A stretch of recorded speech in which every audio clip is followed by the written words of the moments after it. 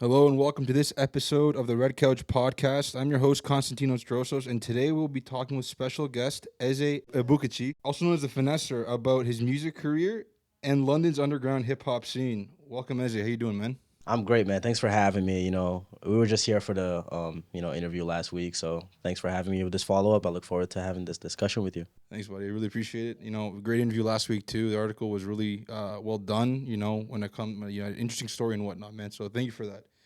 So, the good thing about this podcast is it allows us to kind of explore more about your career and then also the underground scene as well. It's kind of questions that I couldn't really get into there because it was such a condensed form, Right. but we get to get into it a little bit more. Let's do it. So, the first question I have here is how did you discover the scene when you were first arrived here to London and what was it like at that time?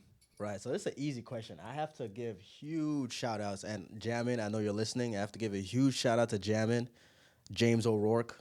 That's his name.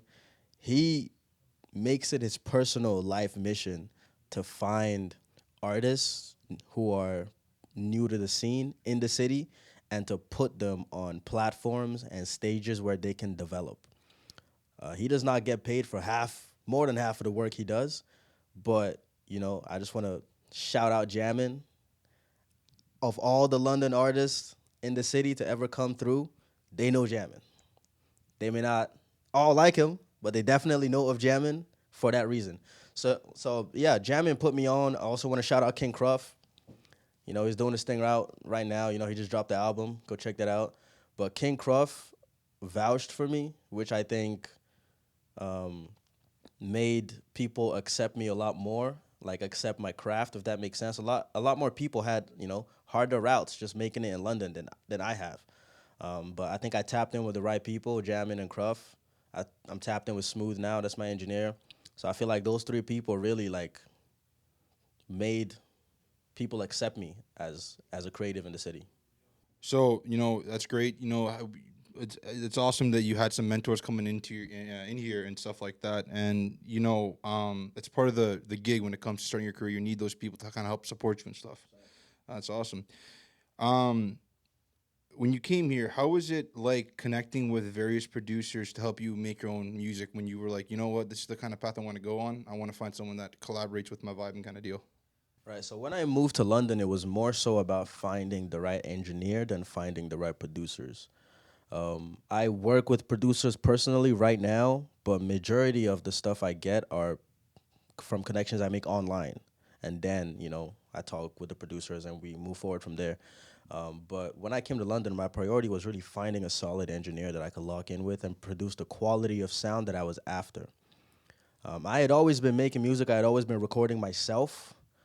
A huge reason of why I haven't been releasing those musics until this year was because I felt like the quality was not something I wanted to introduce the world to. Like I was making good music, but as part of curating a brand image, part of that is the actual product, right? Which is the music. And I felt like it needed to be to a certain quality of production, not necessarily the songs needed to be better in like lyrics or whatever. It was more so that just the actual sound. Like I wanted you to play this on any sound system and go, yo, this is the same level as insert whatever mainstream artist. You know what I'm saying? So that was the thing, and it was a lot of trial and error. It was a lot of gaining the trust of artists to bring me in their circles where I could meet these engineers. So that's really what it was. And like once again, Jammin put and Cruff, they've put in so much good word for me on my behalf rather to Smooth. And we ended up linking up end of last year. I think November, December we started working together. And yeah, now a year in, and we're killing it. We just I just completed recording my EP that I'm going to be dropping beginning of next year, and that's all because of Smooth. Because if it wasn't for Smooth, I would probably still be looking for that quality, right? But he showed me that, and yeah, we're locked in right now. It's quite interesting, and I kind of wanted to dive more into the aspect of what the recording process is like. Why don't you take our listeners what a day in the life is like when it comes to the recording studio and what the cycle is like when it comes to that Right. stuff? So I actually got studio time after this at my engineer, but I'll give it a rundown real quick. So before I go to the studio, I send him not really a reference track, but whatever beat that we're gonna use. If I have the stems, I send it to him. But one thing you gotta understand is before I go to the studio, I know exactly what I'm gonna do. I'm paying money to be there. I'm not paying money to waste time there. I'm paying money to get in there, lay my verses down, work with the engineer to curate that sound and whatever effects and leave. That's what I'm doing there. So I'm not talking about the creation of the music now. I'm talking about the studio recording, right? That's the question. Okay, so yeah, the first 20 minutes of when I get in the studio is really just the engineer like setting all the levels, getting all the levels right, the microphone, whatever effects I want in my voice, whatever key of the auto tune. So a solid 20 minutes is just getting the session ready, as we call it, setting up the session. And once that's there, I do probably 3 to 5 complete takes with no breaks before breaking that down into whatever parts that I got to redo again. But I find it's really important to do those full takes because it gets me comfortable with the song, and it also allows me to be more creative in a sense because if I repeat this one line 10 times, the 11th time, I'm not repeating it just to repeat it. I'm repeating it to convey an emotion, right? So it helps me find that pocket of sound that I want to be in with my voice and my emotion and stay there. It's important to stay in that pocket. My engineer talks a lot about tonality. So tone is really important in recording. I got to get, a couple takes in to loosen the vocal cords. And really, we call it a pocket. We call it getting into a pocket. You find the right pocket of sound in between whatever frequencies are going on and you stay there. And that's the perfect pocket that I always try to find every time I go there. So, yeah, we do that, do a couple takes, change up whatever we need to change up. If it's a singing song, it's a long day because then you gotta all the pitch and stuff and but it's fun. We're usually done in like 3 hours, honestly. So it's not like a long day long process. Now that's different if I'm going in the studio and we're making something from scratch, meaning beat, lyrics, everything. The process I mentioned is if we already have the song. I just gotta go record it. But if we're starting from scratch, then obviously it could take multiple sessions, because I don't want to take up my engineer's whole day. But yeah, today actually we're gonna work on a beat. Like I bought the beat from a producer, Zooey, but we're gonna change up some stuff, add some kicks. So that's gonna be a bit different than what we normally do. But usually I just go in, do a couple takes, figure out what needs to be done, and yeah, it's really not that complicated, honestly. Most of the work comes from like me, like the self. Like if I'm doing my stuff properly, it's not gonna take long. If I'm spending 2 hours trying to, say something, then obviously nothing gets accomplished. But yeah, hopefully that explained a little bit of the process. It's pretty straightforward. I mean, yeah, there's not much that goes into that besides just going in there and doing it. The work comes before and the actual creation of the stuff. Now we kind of talked about what goes on in the studio. Let's talk about live performances now. Oh yeah. Last time we were talking, you were talking about Poacher's Arms. As an artist, what was that like for you, just to be there performing in front of your Yeah. friends and I guess your I mean, fans it too? was amazing. I want to shout out the whole crew of Fresh Religion. That was the first Fresh Religion showcase. We actually got Fresh Religion showcase number 2 coming up December 12th at Poachers again. So I'd love to see you there, my man. Yeah. But yeah, it was amazing. I mean, before that, I had done so this summer actually I did the Rec Room for Cameron James. There were probably like 300 to 400 people there, and same at Poachers actually when we did the whole count. There were about 300 to 400 people there. So like that was not my first time in like a multi-hundred whatever crowd. It was just I just love it. For me, I always tell people that, and I tell this to my guys at Fresh Religion too. It's like it's okay to get nervous before a show, right? Well, we're all human. You're going up in front of hundreds of people. It could be a bit nerve wracking, but ultimately, what I tell myself and other people is like, yo, we do this. Like I do this, Right. Other people, like if you're a farmer, you farm or whatever, right? If you're a swimmer, you swim. If you're a basketball player, you ball. Like we're artists. This is what we do. Yeah.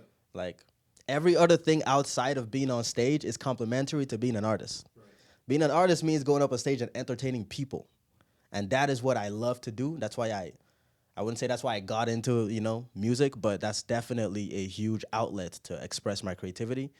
And I look at it exactly as that. It's not work. It's me going out there and doing what I love and bringing people into my world, into my soul through my performance. And it's great to see, it's great to see the reactions people get. Not everyone feels it, obviously, but I just did a performing arts seminar with Canadian Music Incubator. And we talked about this. Shout out Luther Mallory. He talked about this about you only need 3% of the crowd to rock with you. Obviously, I would love much more than 3%, hopefully, to rock with me. But 3% is really all you need. And if you have those 3% that move up from the back towards the front and vibe with you, you can't even see like at Poachers. After like the first like two rows in the front, I didn't even see who was behind. The lights are in my face. I'm sweating. Like I don't care. I'm just there to vibe with the people that I see, and turn up, give them a good show, and they're gonna come back next time. Right, and that 3% turns into the 100% because the 3% are the big fans that support you and Exactly. love you for who you are as an artist and stuff. I agree Exactly. with that. 3% are the ones that are coming to the merch booth to buy merch. There you go. Right 3% are the ones like, oh, when's your next show? Like those are the ones that I mean, everyone matters, but the 3% is really what you want as an artist. Yeah, I agree with that. Anything more is just a bonus. Right. Yeah. Now, we want to get into more of who I've been hearing this group, Fresh Religion. Oh yeah. What can you tell me about Fresh Religion and the vibe they set? Man, Fresh Religion is a rap collective comprised of the dopest, most versatile artists in all of Canada. Not London, not Ontario, Canada. It was founded by my man Jack Craven, who is at MIA right now at Fanshawe, and he had this vision. I'm not gonna lie. There's another rap collective called For the Tribe, and we've been seeing them in London, do their thing.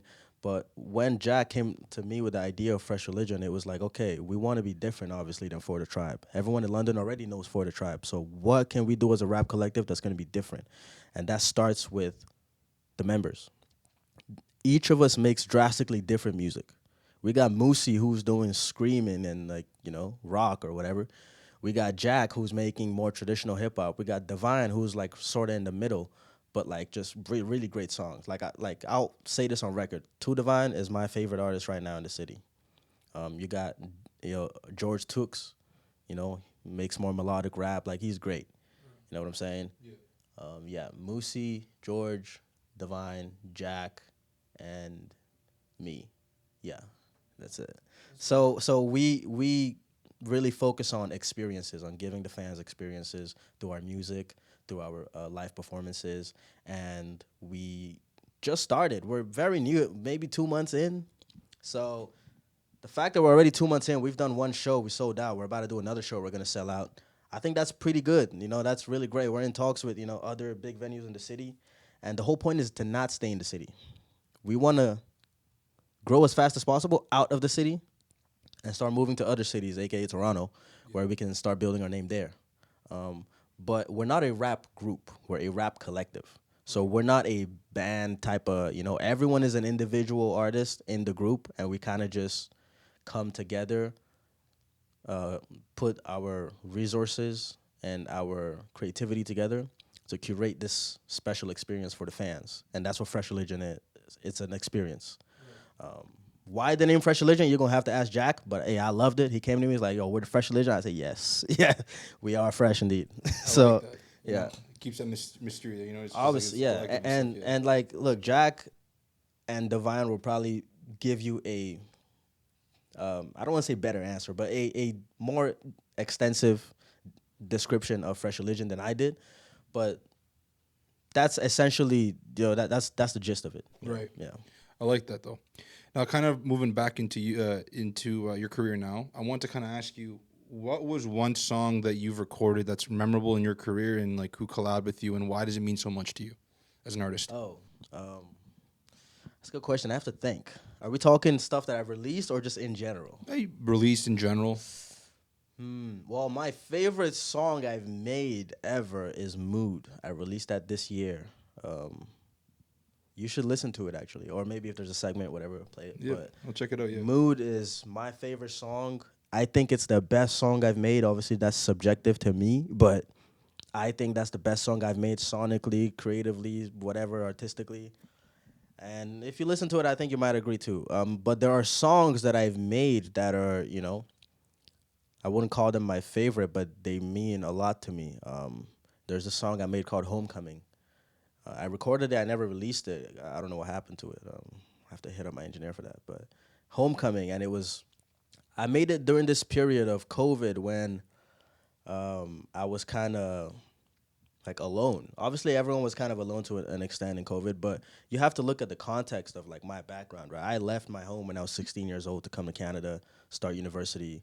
I've basically been living alone since I was 16. So like at this time, I was probably like 19, about to be 20, and I just felt just alone. I was in North Bay, I was missing my mom, my dad, my family, and I was just like, yo, let me just pour out all these emotions into a song, and it was called Homecoming.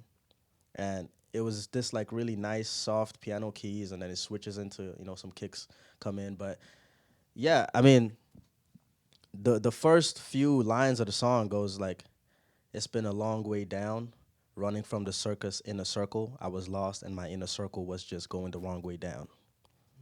So even from the first line of it, you can tell like this is from the soul. Even talking about it now, I'm like getting like, damn, like, yo, that means a lot to me. Yeah. And hopefully people get to hear it one day. I'll have to find the files, Right. but yeah, that's probably the song that like every time I listen to it, it just like oof, like yeah, like I Hits made home. this for me type. Yeah. You know what I'm saying? That's good, man. Yeah. It's close to home. Yeah, yeah. Well, man, that's all the time we have for today. Thank you for coming out and talking to us I about your appreciate career you. in the collective. Yeah. Thank you for listening to another episode of the Red Couch Podcast. You can catch up with every episode on our website or wherever you get your podcasts. Watch full episodes on our YouTube channel and subscribe to our newsletter to keep up with all things Fanshawe. For the Interrobang, I'm Konstantinos Drossos. And I'm Finesser.